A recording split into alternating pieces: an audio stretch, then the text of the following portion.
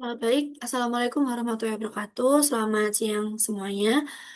Baik, sebelumnya perkenalkan saya Lintang Anissa Gita Satria, NRP 50172311063. Saya dari jurusan Teknik Geofisika ITS Angkatan 2023.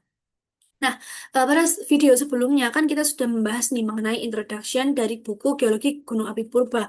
Nah, pada video kali ini kita akan berfokus pada bab yang kedua, yaitu membahas mengenai magma. Oke, langsung aja. Nah, di sini kita akan petakan menjadi beberapa topik bahasan. Yang pertama yaitu definisi dari magma, lalu ada asal-usul magma, sifat fisik magma, lalu ada sifat kimiawi, dan juga ada hubungan gunung api, tataan tektonika, dan komposisi magma. Lalu yang terakhir nanti ada ringkasan. Oke. Nah, yang pertama yaitu mengenai definisi dari magma. Nah, sebenarnya untuk definisi magma sendiri itu banyak ahli yang eh, mengasumsikan dengan definisi yang berbeda-beda, tetapi intinya itu tetap sama. Nah, contohnya itu seperti ada McDonald, di mana dia itu mengasumsikan bahwa magma itu merupakan batuan pijar yang yang dia itu ada di dalam permukaan bumi, bahkan ketika dia itu sudah naik ke atas permukaan bumi. Lalu juga ada William, di mana dia itu berasumsi bahwa magma itu merupakan cairan alami di mana dia itu yang ketika dia itu mendingin dia itu bisa membentuk batuan beku. Entah itu strukturnya kristalin maupun glass seperti itu, dan juga ada beberapa ahli lain yang mengasumsikan.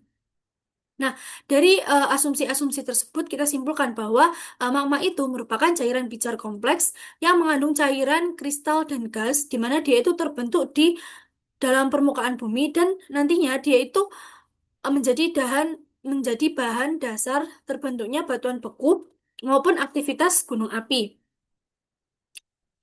Nah, dari gambar ini kita tuh bisa lihat magma itu terbentuk di selubung bagian atas atau mantel bagian atas dan di kerak bagian bawah. Nah, di mana dia itu suhunya sangat-sangat panas. Nah, dari sini magma itu kan berada di bawah permukaan bumi. Nah, di mana eh, di bawah gunung api ini ada yang namanya dapur magma atau batolit. Nah, magma yang ada di dapur magma dia itu akan keluar menuju naik ke atas permukaan melalui rekahan atau retakan yang ada di kerak bumi. Nah, di mana ketika gunung api ini mengalami erupsi, magma itu akan keluar eh, yang disebut sebagai lava. Nah, tetapi ketika magma itu mendingin, ketika dia itu masih ada di bawah permukaan, nah dia itu bisa membentuk batuan, yaitu batuan beku.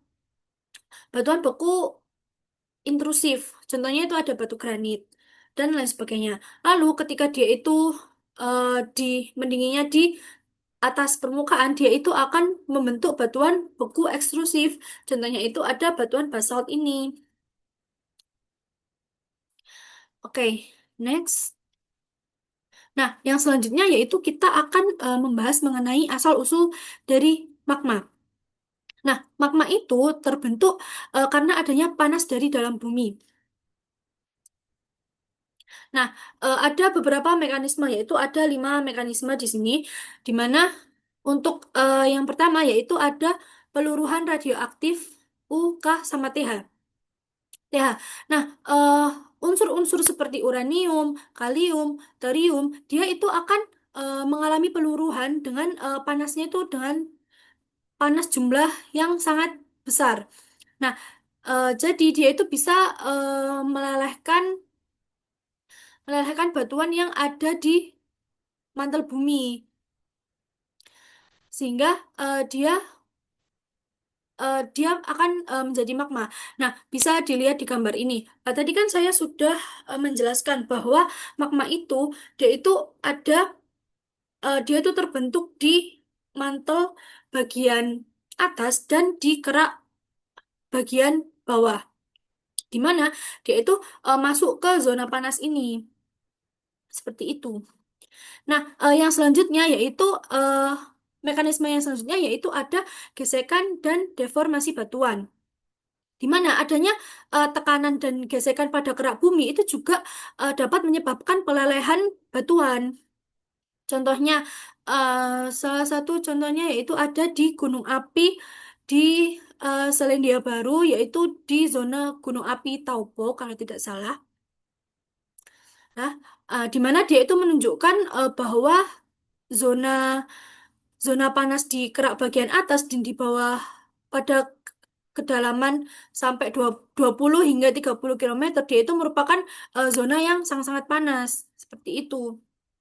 Lalu ada mekanisme yang ketiga, yaitu penunjaman lempeng ke selubung bumi atau yang dikenal sebagai subduksi, di mana tekanan dan suhu yang tinggi itu ketika kerak samudra itu masuk ke dalam kerak benua, benua itu kan ada tekanan dan suhu yang sangat tinggi yang menyebabkan kerak itu ikut mencair. Nah, dari sini itu akan menghasilkan magma di mana dia itu akan membentuk deretan gunung api di zona subduksi. Lalu, untuk mekanisme yang selanjutnya yaitu ada penambahan H2O pada zona subduksi. Nah, ketika ada subduksi tersebut, nah air laut itu akan ikut masuk ke dalam zona subduksi bersamaan dengan lempeng samudra yang menunjam tadi.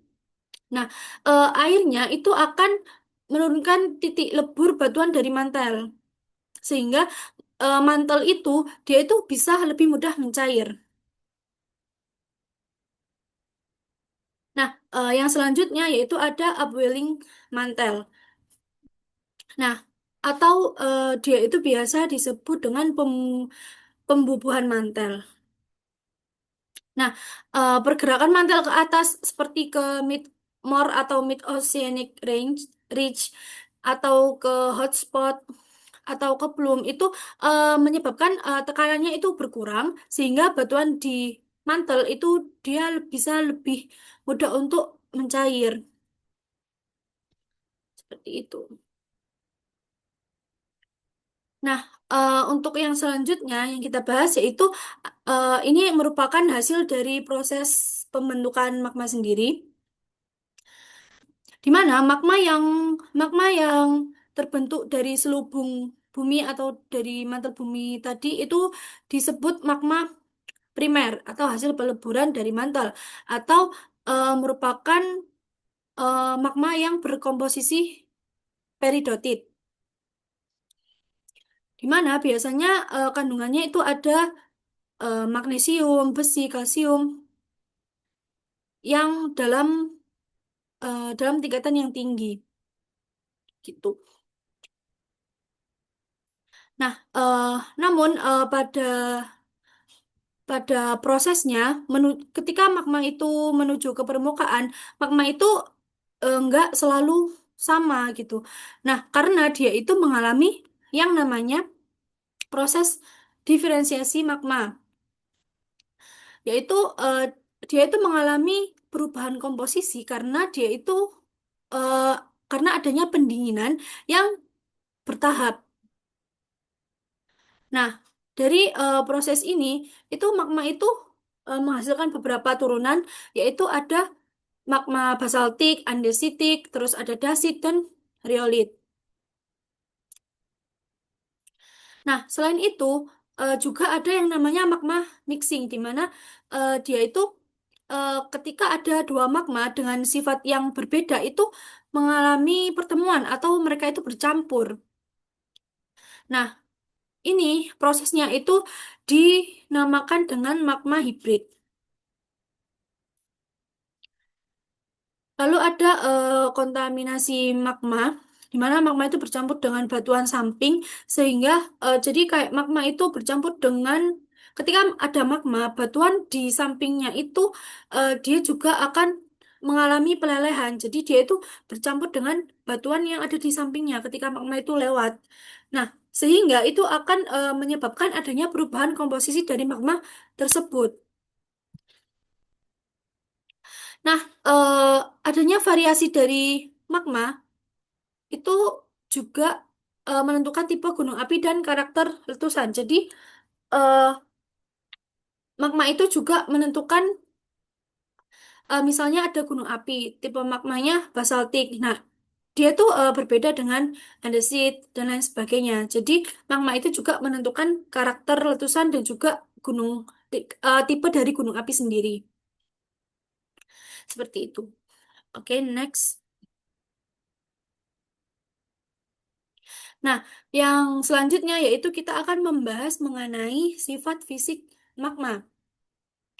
Yang pertama yaitu dari komposisi kimia, di mana bisa dilihat di tabel ini, itu dapat dilihat bahwa magma itu tersusun dari beberapa unsur kayak SiO2, TiO2, dan lain sebagainya. Di mana unsur-unsur tersebut itu juga menentukan karakteristik dari magmanya.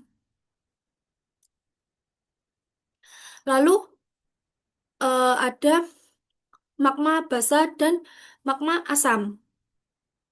Magma basa itu dia itu memiliki kandungan magnesium dan besi yang tinggi, tapi dia memiliki kandungan silika yang rendah, sehingga dia itu memiliki viskositas yang rendah dan dia itu lebih lebih encer dan maka dari itu dia itu bisa mengalir dengan cepat dan mengalami pembekuan yang lambat seperti itu. Lalu ada magma asam. Nah, contoh magma contoh magma asamnya itu ada yang dasit dan riolitik. Untuk yang basa tadi itu ada basaltik yang tadi. Nah, di mana magma asam ini dia itu memiliki kandungan silika yang tinggi. Nah, sehingga magma itu memiliki viskositas yang tinggi dan dia itu lebih kental. Jadi, dia itu lebih sulit untuk mengalir, tetapi dia juga lebih cepat untuk membeku. Nah, yang selanjutnya yaitu ada dari segi suhu magmanya.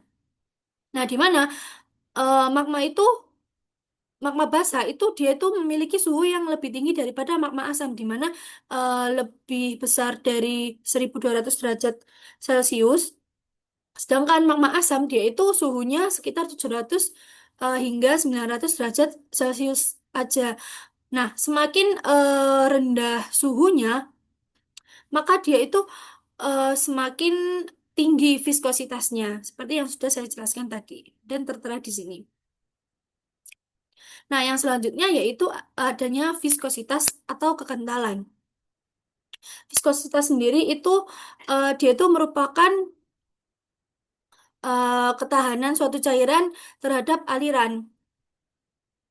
Ini ketika magma viskositasnya rendah berarti dia mengalir dengan cepat dan lambat membeku karena dia encer. Kalau misalnya viskositasnya tinggi berarti dia lebih kental dan dia itu sulit untuk mengalir dan membeku. Nah, dari kita tahu nih eh, sifat fisiknya magma dari beberapa dari komponen kimia, dari suhu, dari viskositas. Nah, kita tuh bisa tahu jenis gunung apinya. Nah, ketika magmanya encer, dia itu berarti eh, menghasilkan letusan yang efusif atau dia itu letusannya itu lebih tenang gitu. Nah, ketika dia itu magmanya kental, maka dia itu cenderung menghasilkan letusan yang eksplosif karena adanya tekanan gas yang terperangkap di dalamnya. Biasanya dia itu merupakan tipe gunung api seperti Gunung Strato.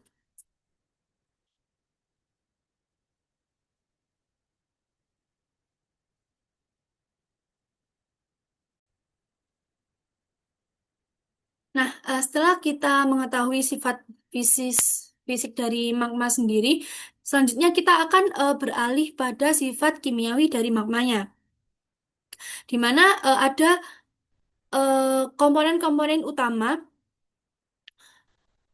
dari magmanya sendiri. Yang pertama yaitu ada bahan cair atau lelehan mineral, lalu ada bahan padat atau kristal dan fragmen batuan, dan yang terakhir yaitu ada bahan gas atau volatil. Nah, Pembahasan mengenai kimia kimiawi magma ini dia itu lebih berfokus pada komposisi unsur penyusun magmanya sendiri. Eh, Berarti merupakan komposisi unsur yang ada pada lelehan magmanya sendiri.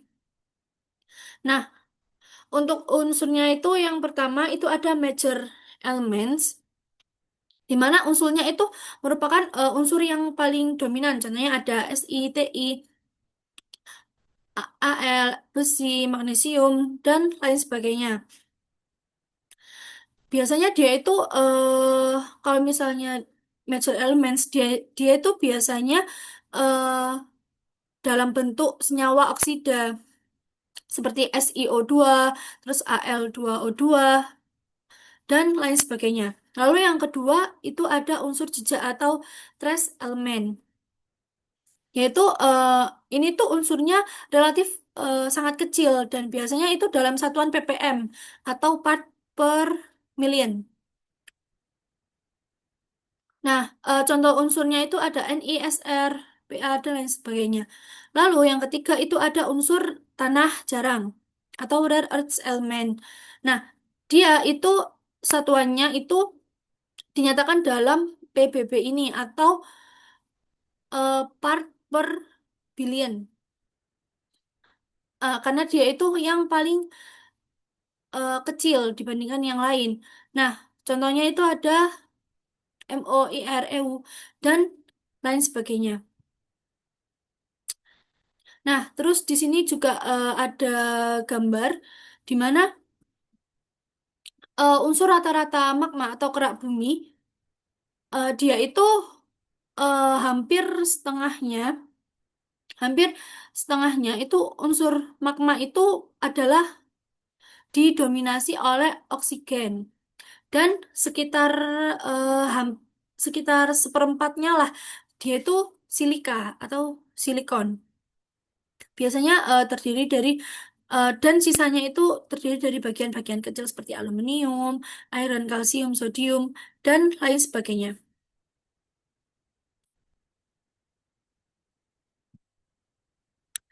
Nah, yang selanjutnya yaitu masih tetap di sifat kimiawi dari magmanya sendiri, di mana ini ada diagram klasifikasi batuan gunung api.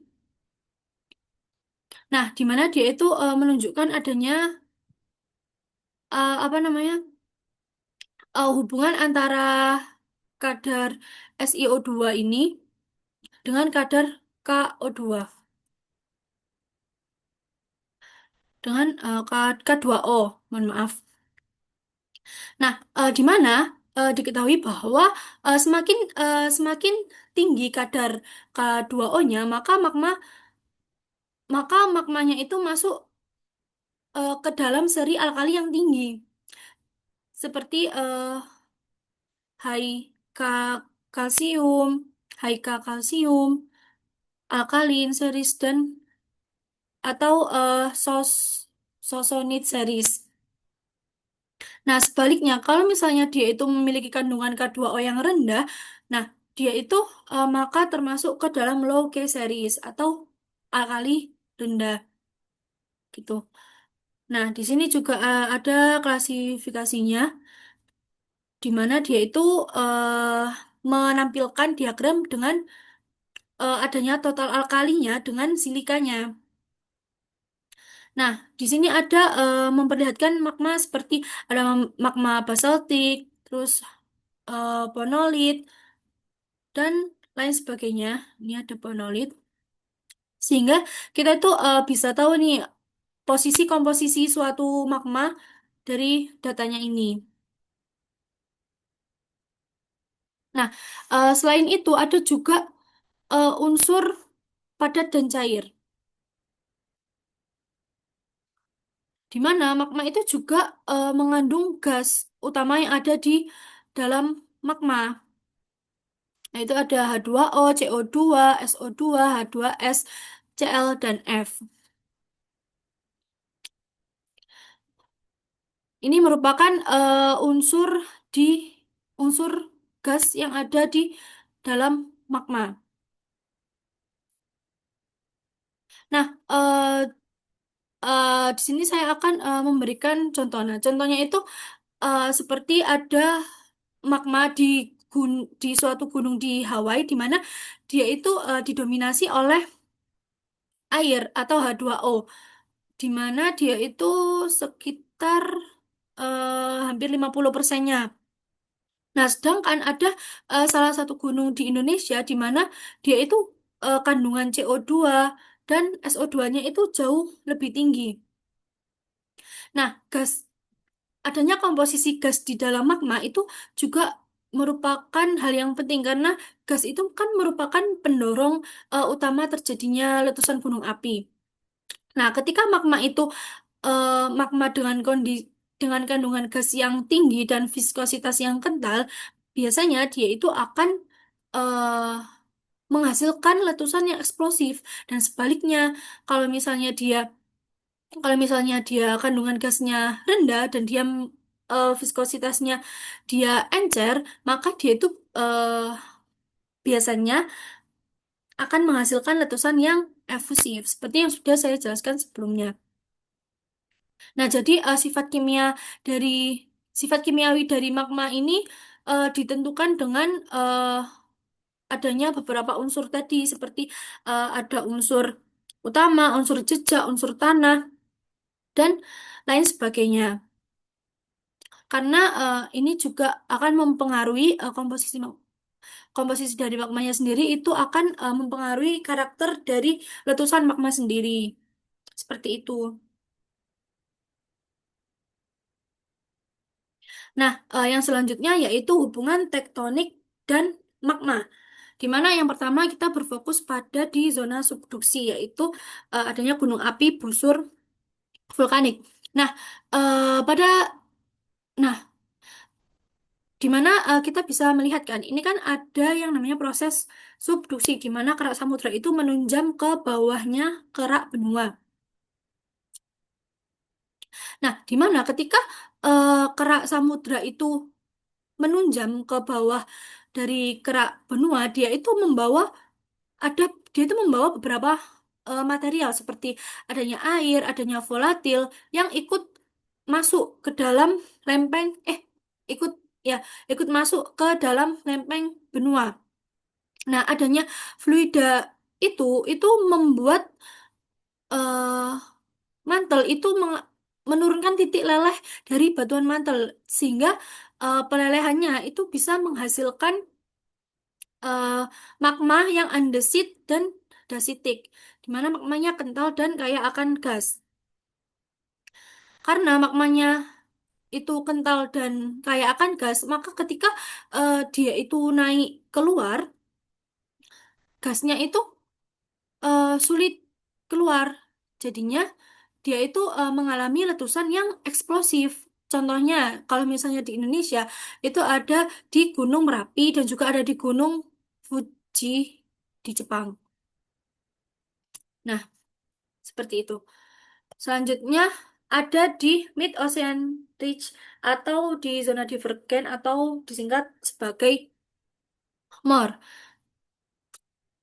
Nah, dapat dilihat di sini bahwa